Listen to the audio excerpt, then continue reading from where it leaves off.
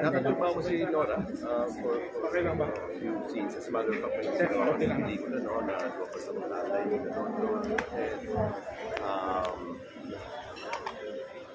so, yung masasabi ko tungkol kay Nora, well, kasi siyang national artist.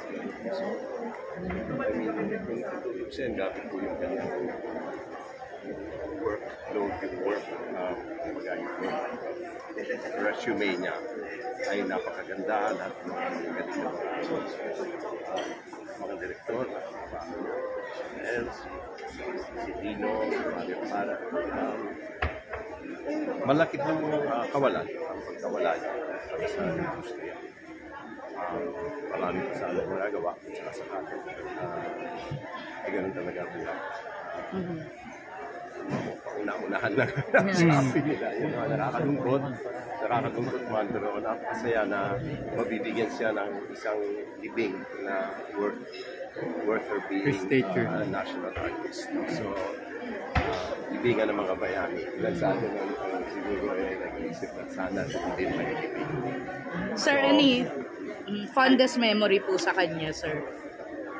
Well, ang fondest memory ko kay Norris, I think it was birthday niya yon. Nung gabi, nung nagkudeta sila Gringo Onasan. Nando kami sa bahay niya sa Scout Fernandez yata yun, if I'm not mistaken. And doon na yung pag-pauwi po ako noon is yung nag-umpisa na yung inaatake na ng mga rebelde yung dating ABS-CBN at that time was KBS. So, every time, pag naaalala ko, kasi yun din yung pelikula nga, it was the end of that movie na sinasabi ko sa inyo na ginawa namin. So, pag naaalala ko si Nora for that night, sabi ko, I mean, very, very memorable in a way, you know, I mean, so, kinuwento ko nga rin sa iba yung nangyari. Yeah, she will be terribly missed by the industry. Lalo na mga medyo Duranyan din ang konti. So, Godspeed. May rest in God's eternal peace. And pray for us and pray for our country. Kasi kailangan namin ng prayers sa mga panahon nila. How would you describe her as a friend, as a co-worker? Well, she was very professional. Imagine, you know, I would consider now we were really close. No? We were not much. We were co-workers in effect.